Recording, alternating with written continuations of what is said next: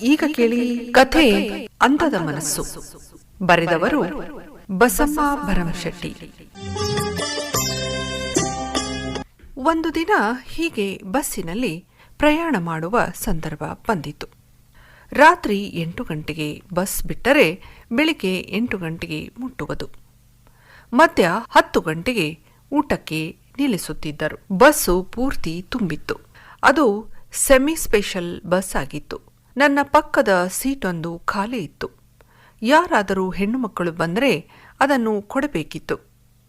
ರಾತ್ರಿ ಹೊತ್ತು ಬೇರೆಯವರಿಗೆ ಕೊಡುವ ಹಾಗಿಲ್ಲ. ಅದು ಆ ಬಸ್ಸಿನ ರೂಲ್ಸ್. ಸ್ವಲ್ಪ ಸಮಯದ ನಂತರ ಒಬ್ಬ 14-15 ವರ್ಷದ ಹುಡುಗಿ ಇರಬಹುದು. ಕಡು ಬಡತನದವಳು ಅಂತ ಅವಳ ನೋಡಿದವರು ಯಾರೇ ಆದರೂ ಹೇಳಬಹುದಾಗಿತ್ತು.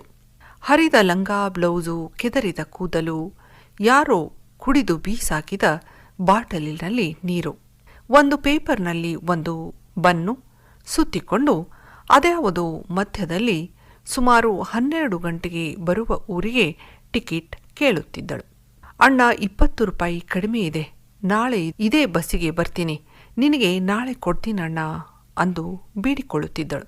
ಆದರೆ ಆ ಕಂಡಕ್ಟರ್, ಇಲ್ಲ ಇಳಿಯಮ್ಮ, ಎಲ್ಲಿಂದ ಬರುತ್ತಾರೋ ಅಂತ ಗದರಿಸುತ್ತಾ ಕೆಳಗೆ ತಳ್ಳುತ್ತಿದ್ದ. ನಾನು ಬಡತನದಿಂದ ಬಂದಿದ್ದರಿಂದ ಅಯ್ಯೋ ಅನಿಸಿ, ಕಂಡಕ್ಟರ್, ನಾನು 20 ರೂಪಾಯಿ ಕೊಡ್ತೀನಿ, ಅವಳಿಗೆ ಟಿಕೆಟ್ ಕೊಡಿ ಅಂದೆ. ಅಲ್ಲ ಮೇಡಮ್, ಇದೆಲ್ಲ ಗೊತ್ತಿಲ್ಲ ನಿಮಗೆ ಅಂದರು. ಇರಲಿ ಪರವಾಗಿಲ್ಲ, ಬಾ ಅಮ್ಮ, ಇಲ್ಲಿ ಕುಳಿತುಕೋ ಬಾ ಎಂದೆ.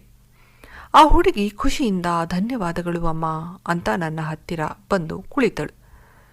ಎಲ್ಲರೂ ನನ್ನ ಕಡೆ ನೋಡಿದರು. ಇರಲಿ, ನಾನು ಈ ಹಂತ ದಾಟಿ ಬಂದವಳೆ, ಈಗ ಸ್ವಲ್ಪ ಹಣ ಬಂದಿರಬಹುದು ಅಂದುಕೊಂಡು ಸುಧಾರಿಸಿಕೊಂಡೆ. ನೀರು ಕುಡಿ, ಆರಾಮಾಗಿ ಕುಳಿತುಕೋ ಎಂದೆ. ಪಾಪ ಮುದುಡಿ ಕುಳಿತುಕೊಂಡಳು. ಹೊತ್ತಾದ ಮೇಲೆ ಊಟಕ್ಕೆ ನಿಲ್ಲಿಸಿದರು. ನಾನು ಇಳಿಯುತ್ತಿದ್ದೆ. ಆ ಹುಡುಗಿಗೆ ಕರೆದೆ, ಬಾ ಅಂತ. ಇಲ್ಲಮ್ಮ, ಬ್ರೆಡ್ ಇದೆ, ನಾನು ಇದೇ ತಿನ್ನುತ್ತೇನೆ ಎಂದಳು. ಪರವಾಗಿಲ್ಲ ಬಾ ಅಂದೆ. ಬಂದಳು. ಪಾಪ ನನ್ನ ಕೈ ಹಿಡಿದು ಕೆಳಗಿಳಿಸಿ ಹಿಂದೆ ಬಂದಳು. ನನ್ನ ಜೊತೆ ಅವಳಿಗೂ ಒಂದು ಪ್ಲೇಟ್ ತರಿಸಿದೆ. ಮುಜುಗುರ ಪಡುತ್ತಾ ಊಟ ಮಾಡಿದಳು. ಹಸಿದ ಹೊಟ್ಟೆ, ಗಪಗಪ ತಿಂದಳು. ಅಮ್ಮ, ನನ್ನ ಹತ್ತಿರ ದುಡ್ಡು ಇಲ್ಲ, ನಾನು ಇದೇ ರೋಡಿಗೆ ಓಡಾಡುತ್ತೇನೆ, ಯಾವಾಗಲಾದರೂ ಸಿಕ್ಕರೆ ಆ 20 ರೂಪಾಯಿ ಜೊತೆ ಈ ಊಟದ ದುಡ್ಡನ್ನು ನಿಮಗೆ ಕೊಡ್ತೀನಿ ಅಂದಳು. ಪರವಾಗಿಲ್ಲ ಬಾ ಅಂದೆ. ಬಂದು ಕೂತ ಮೇಲೆ ಕೇಳಿದೆ, ಯಾಕೆ, ಎಲ್ಲಿಗೆ ಹೊರಟಿರುವೆ ಅಂದೆ. ಅಮ್ಮ, ನಾನು ನಮ್ಮಮ್ಮ ಇಬ್ಬರೇ